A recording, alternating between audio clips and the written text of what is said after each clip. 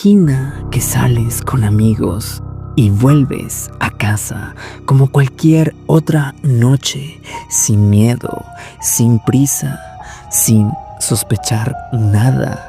Ahora, imagina que en cuestión de segundos todo eso cambia.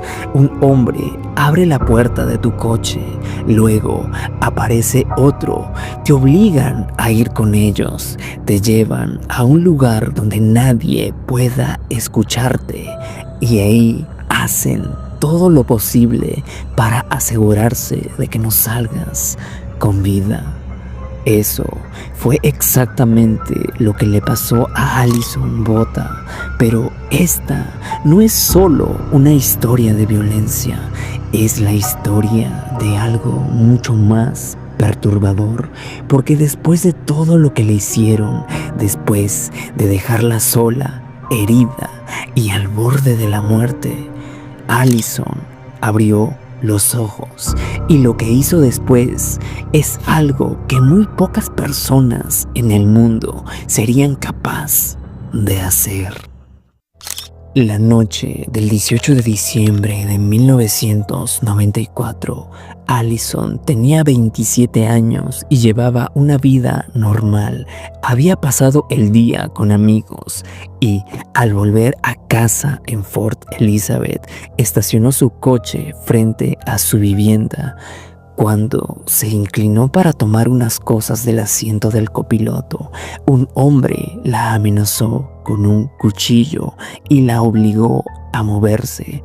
Poco después, apareció su cómplice, sujetos identificados como Franz Dutoit y Hans Kruger. Entre ambos, la llevaron a una zona aislada, lejos de cualquier ayuda. Y ahí es donde comenzaría el horror. Primero intentaron someterla por completo, privarla de toda capacidad de reacción, de defensa propia, y luego abusaron de ella. Cuando ya no les bastó con la agresión sexual y la anulación física de la víctima, pasaron a la fase más violenta del ataque. La atacaron con más de 30 puñaladas en el abdomen, lesiones penetrantes de extrema gravedad que comprometieron totalmente su integridad física. Pero todavía no terminaba ahí. Cuando vieron que Alison seguía con vida, le provocaron 15 cortes en la garganta, lesiones tan aterradoras y de altísima gravedad que la dejaron inconsciente. Los sujetos se comunicaban para cometer sus actos atroces, sin remordimiento, sin culpa, todo mientras pronunciaban sus nombres. En conjunto, ella sufrió lesiones extremas en distintas regiones anatómicas, fue víctima de violación, agresión con arma blanca y estrangulamiento. Y posteriormente sería abandonada en una zona aislada. Para sus atacantes, ya estaba muerta. La dejaron ahí desangrándose, convencidos de que nadie podría sobrevivir a un ataque de esa magnitud. Pero se equivocaron, porque Alison no murió, y aquí es donde esta historia deja de ser solo un crimen atroz para convertirse en una de las demostraciones más impresionantes de resistencia humana que se conocen. Cuando recuperó la conciencia, se dio cuenta de que no podía respirar bien.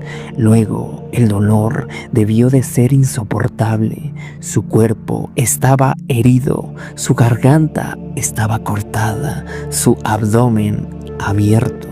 Su respiración era una lucha, pues debido a las heridas, no respiraba por la boca o por la nariz, lo hacía por un agujero que tenía en el cuello, pero aún así, en medio del terror absoluto, hizo algo increíble. Pensó con claridad. Sabía que si se quedaba quieta iba a morir. Entonces tomó una decisión. Antes de moverse, dejó escrito con sus dedos en la tierra el nombre de Franz y Tians, sus agresores, y dejó un mensaje para su madre que decía: "Te amo, mamá", como si en el fondo ya entendiera que tal vez no iba a llegar al fin de esa noche, pero aún quisiera dejar una última verdad. Después de eso, vio una luz a lo lejos. Era la carretera. Con una valentía que pocas personas tendrían en el mundo, hizo lo impensable.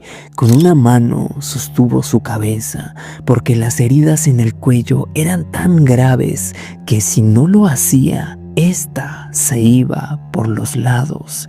Con la otra, intentó contener partes de su cuerpo salidas por las heridas abiertas en su abdomen, y entonces comenzó a arrastrarse. Poco a poco, centímetro a centímetro, con cada movimiento el dolor debía ser insoportable.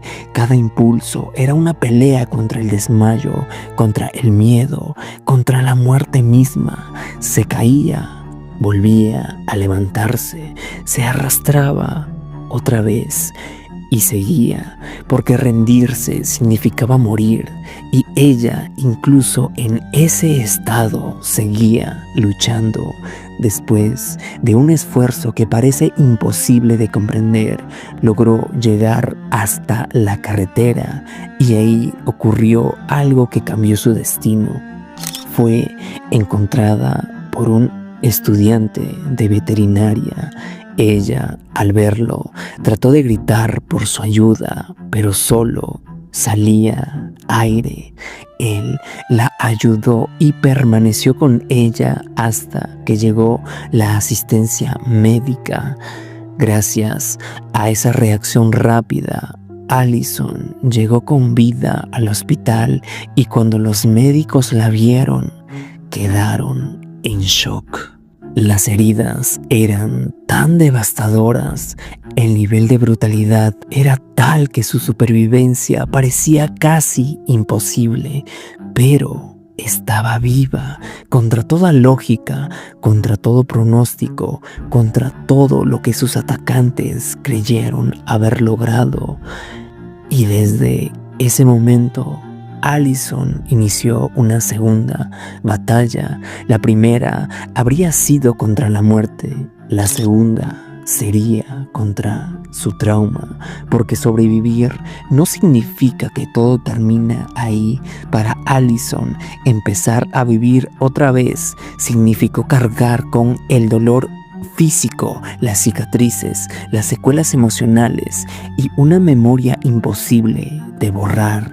Tuvo que aprender a convivir con lo que le hicieron, con lo que perdió y con lo que ya no volvería a ser igual. Pero en lugar de esconderse, hizo algo todavía más valiente. Ella habló. Se convirtió en una de las voces más reconocidas de sobrevivientes en Sudáfrica, y su historia terminó llegando a muchísimas personas. En 1998 publicó I Have Life, o Tengo Vida, su relato en primera persona sobre lo que vivió y cómo sobrevivió y cómo reconstruyó su vida. Mientras Allison reconstruía su vida, el caso seguía avanzando. En el plano judicial, Franz y Terence Kruger fueron condenados a prisión de por vida. Una cobertura posterior del caso recuerda que Dutoit recibió cadena perpetua, al igual que su compañero. La sentencia fue vista como una respuesta firme a uno de los crímenes más brutales del país, pero aunque el juicio cerró en etapa legal, el caso nunca desapareció de la memoria pública. Años después, la historia de Allison siguió siendo un recordatorio de dos cosas muy distintas, pero igual de poderosas: la crueldad humana y la fuerza de sobrevivir.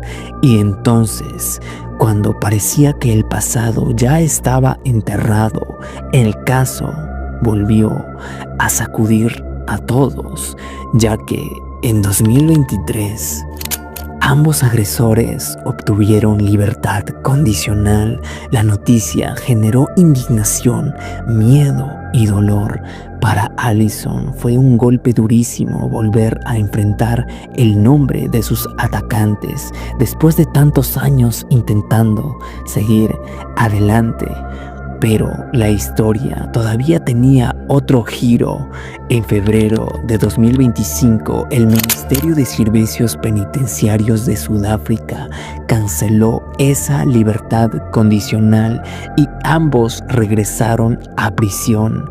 Para Allison, esa decisión significó algo muy simple, pero profundamente importante: un respiro de aquella noche. Al menos una parte de la justicia volvía a ponerse de pie. Porque esta historia no va solo de dos hombres que intentaron destruir a una mujer, va de una mujer que se negó a morir, va de una víctima que, aún rota, encontró la fuerza para dejar nombres escritos en la tierra, para arrastrarse hacia la carretera, para sobrevivir a lo imposible y para hablar cuando el mundo habría preferido que callara. Va de una mujer que fue dejada por muerta y que aún así regresó. Y quizás por eso el caso de Allison Botha sigue estremeciendo tanto, porque nos recuerda que incluso en el peor instante imaginable todavía puede quedar algo dentro de una persona que la empuja a seguir. A veces sobrevivir es solamente eso: una decisión, un paso, un segundo más. Y en el caso de Allison Botha, ese segundo más cambió su vida para siempre.